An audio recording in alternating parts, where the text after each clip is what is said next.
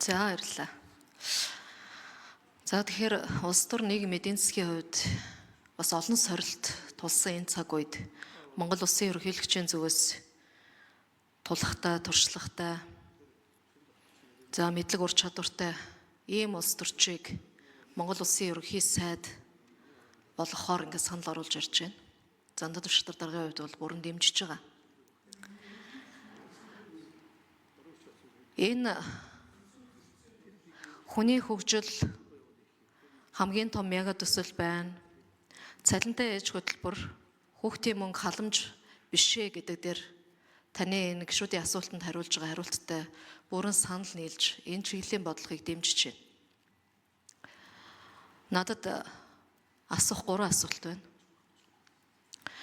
Бид нар хүний хөгжлийн асуудлыг авч хэлцдэг мөртлөө яг бодит байдал дээр хэрэгжүүлэх тал дээр дөрвтэй алхмууд хийж чадахгүй байгаа гэж харагдаж байгаа.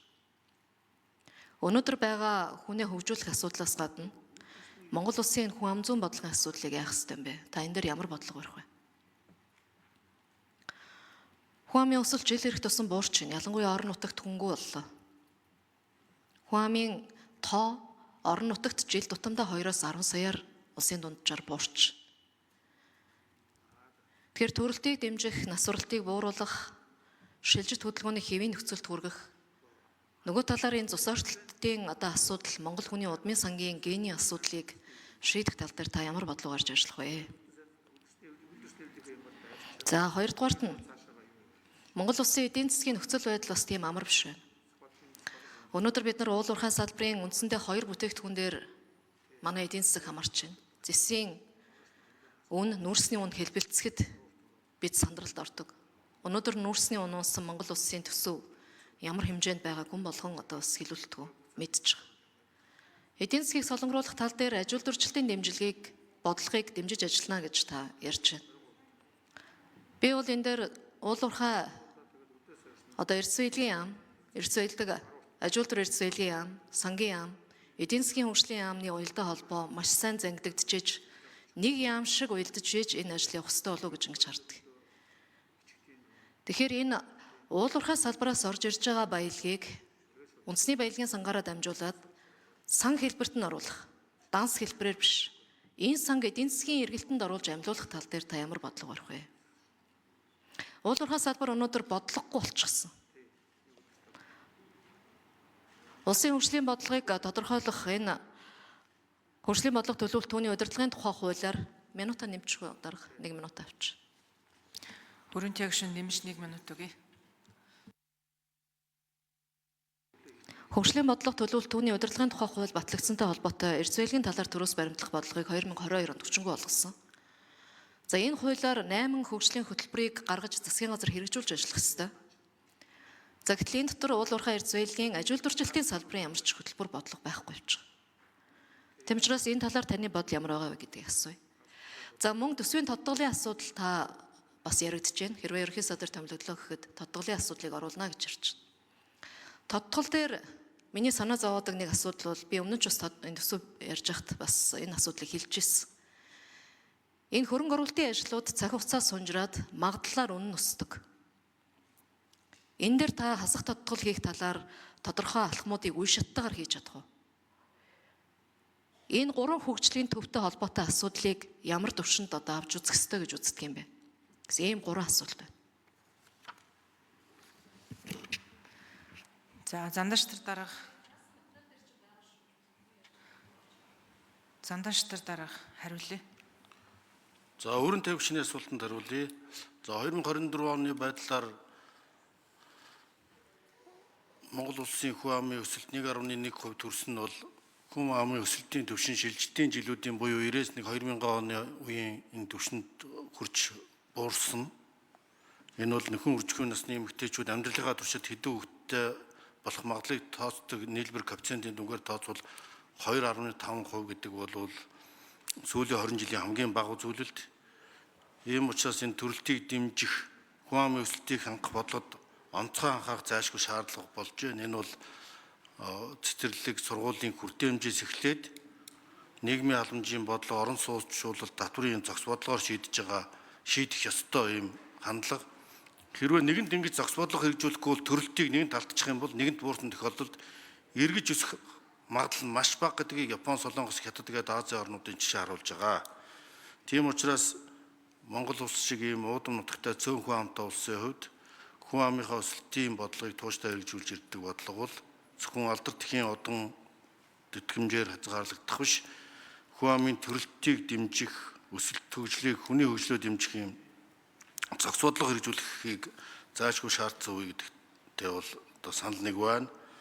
За уул уурхайн баялаг үндэсний баялагын сангийн хувьд бол ер нь үндсэн баялагын сангийн хуулийн концепц бол зөвхөн хадгалаад байх бол ер нь ирээдүйн сан гэдэг агуулга юу юм бэ? Манайх нэг юм зөрүүтэй ойлголт баялагын сан дээр байдаг. Яагаад баялаг болж байгаа юм бэ? Sovereign Wealth Fund гэж яагаад нэрлэж байгаа юм бэ гэдэг маань газар дор ингээд өсч үржихгүй байгаа гişний үнэтэй ч гэсэн баялагыг газар дээр гаргаад мөнгө болгоод энэ байн хөрөнгө оруулалт хийгээд үр төлөв өгөөж өгчөөвөл итгэл баяны хэлдгээр нэгээр цохор зоосыг ч гэсэн сэгсэрч бай өр төлөө өгдиймаа гэдэг шиг сэгсэрчээвэл Норвегийн сан чинь өөрөөсөө үржээд Apple одоо хөрөнгө оруулалт хувьцааны өрөө өгөөж өөрөө одоо сүүлийн 5 жил ихэл бараг 2 дэх өсөд ингээд өсч үржүүлээд тэгээд тэрнийг ирээдүйн сандаа өгöd байгаа нь бол энэ хоримтлын сан өсч үрждэг юм сан байх хөрөнгө оруулалтын сан байх энэ агуулга нь. За одоо бол яг манайх бас энэ нийгмийн эдийн засгийн нөхцөл байдалтайгаа уялдуулаад тодорхой хэсгийг нь зарцуулж явах хэрэгтэй. Орон сууцсандаа байна уу? Нэг орон сууцчдын банк болгоод эргэлдүүлж баялагын сан хэлбэрээ хөгжүүлэх нэг юм хөлбөр байна. Тэгвэл үл хөрөнгийн барьцаагаар өөрөө өсч байна. Үл хөл хөрөнгийн үн одоо ганцхан 2 жилийн дотор 14.6 өссөн байна. Энэ өөрөө бас капитал ассет. Энэ менежментийг хэрэгжүүлдэг юм уруухан одоо менежмент бол хэрэглэхгүй бол зүгээр ингээд мөнгө дансан татгалаад төрийн дансан татгалаад байгаа бол үндэсний баялагын сан биш ээ. Энэ та өөрөө санхүүч хүн учраас таны харж байгаа өнцөг одоо санал нэг байна. Ийм учраас энийг бол тусгай менежментийн баг томилж одоо яг хадгалал доллараар хадгалаад байгаа болж байгаа. Тэгвэл доллар ч өөрөө depreciation буюу одоо алтны үн өсөж байгаа ч өөрөө актив үн өсөд цаасан мөнгө доллар валют ч гэсэн үнгүй одоо 100 жилеттэй харьцуулах юм бол алтны үнэтэй харьцуулах юм бол бүгд тодорхой болно шүү дээ. Ийм учраас алтан баталгааг болсон ч гэсэн энэ дижитал currency гэдэг захин мөнгөч бий болж энэ үед сангийн менежментийг цоошин утгаар нь харахгүй зүгээр баялагын сангийн үндсэн агуулга Норвегийн сан дээр энэ юм шүү. Тэгэхгүй зүгээр дансан доллар хэлбэрээр хадгалснараа энийг өв хөрөмтлөл бий болгоод байна гэж үзэхгүй. За төсвийн тод тодголын хувьд бол 7 хоногт 7 хоногт оруулж ирэхээр төлөвлөж байна. Тийм учраас энэ чиглэлээр ядуурлын түвшин 27.1% бас одоо 2025 онд энэ Дэлхийн банктай хамтарч ядуурлын түвшнээс судалгаа тооцох ёстой. Энэ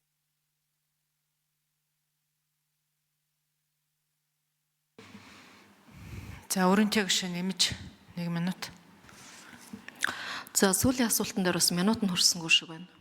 Тэгэхээр би энэ төсвийн тодтголтой холбоотой асуудал дээр зарчмын байр суурьаа бас дахин илэрхийлье гэж бодоод байна. Ер нь бол бид нар өнөөдөр төсвийн урсгал зардлыг хасаад 5-3 цаасны томилтын мөнгө, 5-3 цаасныхаа тавилгын төгслийн мөнгө гэдэг ингээд наана хуран өмсөө хуугалж ядчихад цаана нь энэ төсвийн хөрөнгө оруулалтаар хийж байгаа ажлуудын үнийн өсөлт ямарч хяналтгүй яваад байгаа шүү. Магадлал хийгдэж орж ирж байгаа. 3 хөгжлийн төвөөр 2 жилийн дотор 90 тэрбумын ажил 60 тэрбумын өсөлт нэмэгдэж 150 тэрбум болж байгаа. Ийм олон жишээ кейс энэ хөрөнгө оруулалтын ажлуудад бий. Тийм учраас энэ барилга хөгжлийн төв, зам тээврийн үндэсний төв, эрчим хүчний үндэсний төвийн энэ магадлал хийгээд байгаа асуудлууд дээр засгийн газрын зүгээс тодорхой арга хэмжээ авах ёстой шүү гэдгийг хэлэх гэсэн.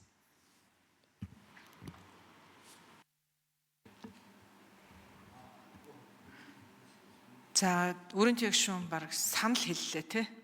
Магадлал хийж хариулах уу? За тэгээ. За занзаач дараа хариулъя. Төсвийн тодтголтой холбоотойгоор. За төсвийн тодтголтой холбоотойгоор ер нь энэ норм стандартыг шинжлэх, үүнтэй уялдаа холбоотойгоор энэ барилгын хөгжлийн төвөөс хийж байгаа төсвийн үнэлгээ, энэ магадлалын зардал өсөж байгаа юмнууд бол наривчсан хян шалгалт хийх шаардлагатай гэдэгтээ санал нэг байна. Тодорхой кейсүүд байвал 150 тэрнтер болсон тэр саналуудыг бидэнд ирүүлэхийг хүсэж байна. Одоо шаардлагатай бол хуулинд өөрчлөлт оруулах хяншилах энэ ер нь энэ төсөв зардлыг авчаад нэмэгдүүлдэг явдлын цаана бол асар том авилга хулгай нуугдж болцчихгүй гэсэн ийм боломжл байгааг ойлголоо. Энэ талаар онцгой анхаарал хандуулж ажиллах болно.